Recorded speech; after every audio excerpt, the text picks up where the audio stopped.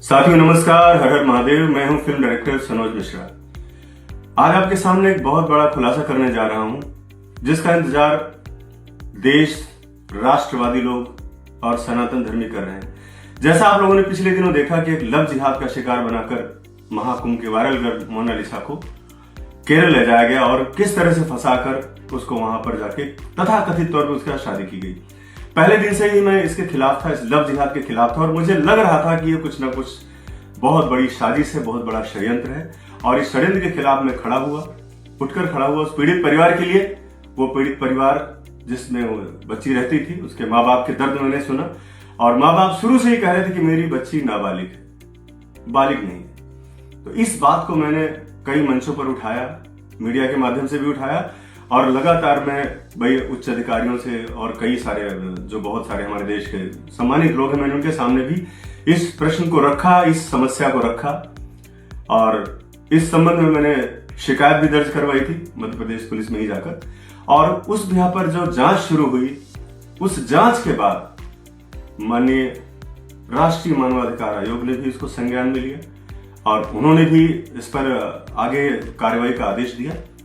और उसके बाद फिर राष्ट्रीय अनुसूचित जनजाति आयोग दिल्ली, जिन्होंने सबसे पहले यह साबित किया कि पारधी जिस मतलब आते हैं, बंजारे नहीं है, पारधी हैं और ये जनजाति समुदाय से हैं। और इसके अध्यक्ष श्री अंतर सिंह आर्य के नेतृत्व में पूर्व न्यायाधीश श्री प्रकाश उइके के मार्गदर्शन में जांच शुरू हुई और इस जांच में साबित हो गया है कि मोनालिसा नाबालिग है।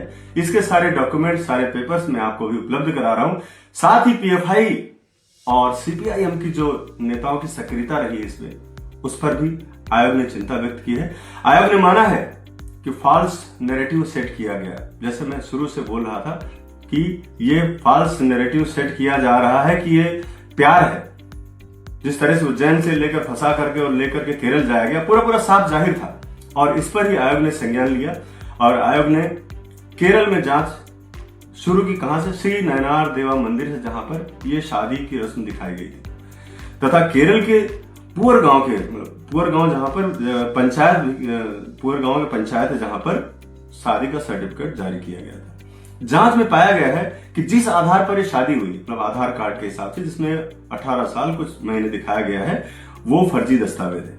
और मध्य प्रदेश के महसर के सरकारी अस्पताल में जो रिकॉर्ड निकाला गया जांच के दौरान, उसके अनुसार मोनालिसा का जन्म 30 दिसंबर 2009 को 5:30 बजे हुआ है।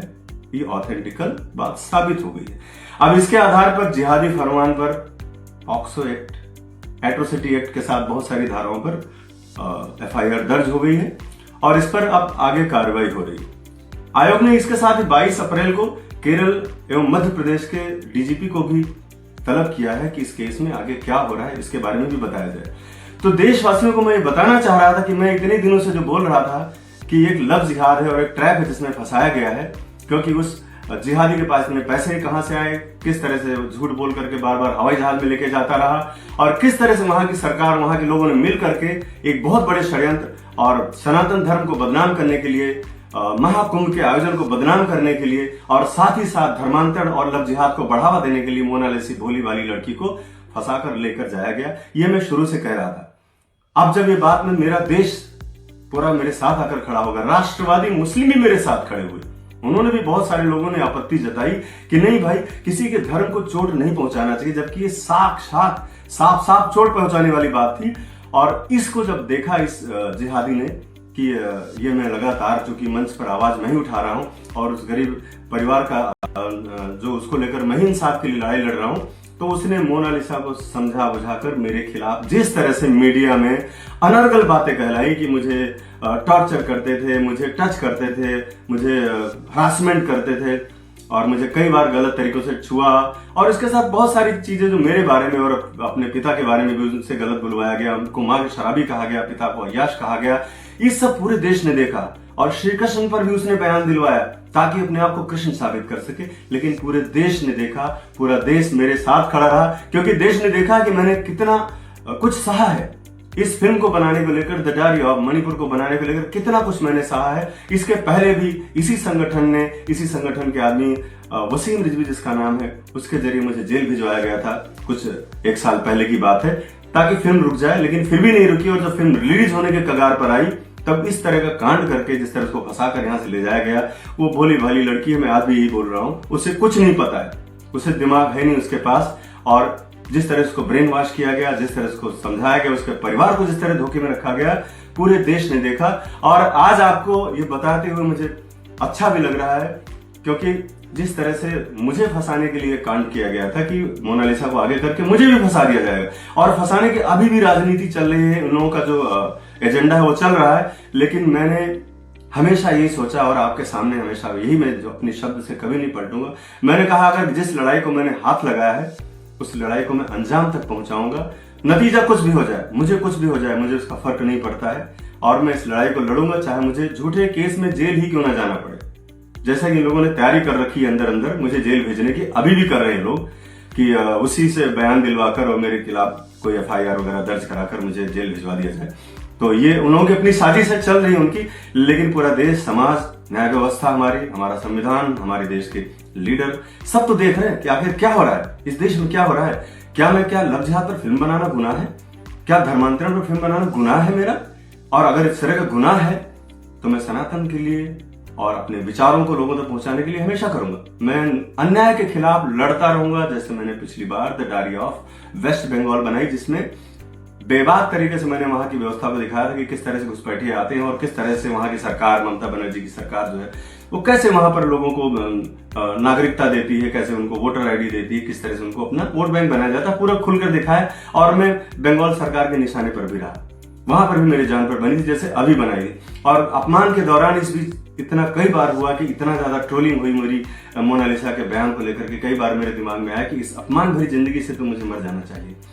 लेकिन महादेव ने मुझे शक्ति दी, आप सबकी ताकत रही, आप सबके कमेंट्स में पढ़ता था तो मुझे ताकत मिलती थी, और मैंने आत्महत्या जैसा ख्याल दिल से निकाल दिया। मुझे हर उस स्टेज पर ले जाकर मुझे पीड़ित और प्रताड़ित करने की कोशिश की गई, सामाजिक स्तर पर भी, आर्थिक स्तर पर मैं टूट चुका हूं, ये मैं आपको पहले भी बता चुका हूं, क्योंकि बहुत कई करोड़ रुपए मैंने इसमें फिल्म में खर्च कर दी और फिल्म भी आखिरकार डंप हो गई। क्या दोष था मेरा? यही था कि मैं एक आम लड़की को खास बनाना चाह रहा था, एक मिसाल बनाना चाह रहा था। मैं गलत साबित हो गया, लेकिन फिर भी फिल्म अलग रह गई, मैटर अलग हो गया। मुझे लड़ाई लड़नी थी और इसमें हम विजयी हो रहे हैं। आज आपको बताते हुए मुझे खुशी भी हो रही है कि लड़की मोनालिसा अंडर एज है, ये नाबालिग है, और नाबालिग होने की वजह से अब इस पर कानूनी कार्रवाई बहुत तेजी से हो रही है, और लगातार ये 2-4 दिन के अंदर आपको सारी चीजें सामने क्लियर हो जाएंगी, बातें सब क्लियर हो जाएंगी। राष्ट्र में जितने भी लोग, हमारे राष्ट्रवादी लोग जो थे, सब ने मुझे बहुत साथ दिया मेरा, और जितनी भी मेरे ऊपर लांछन या आरोप लगाए गए थे, सबसे मुझे लोगों ने ताकत दी, हौसला दिया, और ये साबित कर दिया कि सच की जीत होती है। और इतनी जल्दी जीत हो जाएगी मुझे नहीं पता था, मैं तो रात दिन सिर्फ भाग रहा था, रात दिन सिर्फ न्याय के लिए लड़ रहा था।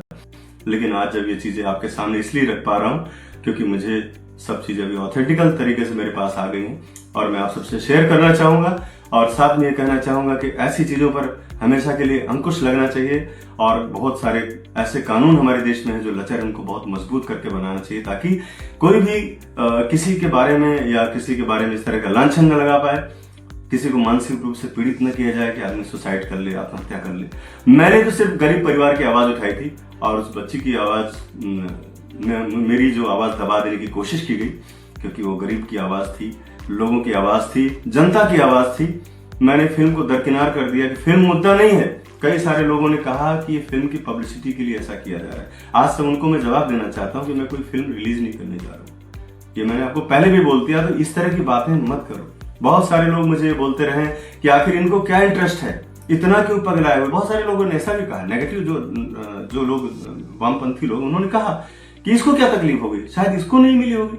तो ऐसे लोगों में ये कहना चाहूंगा कि ये वही लोग हैं जो अपनी माँ बहन को भी गंदी नजर से देखते होंगे।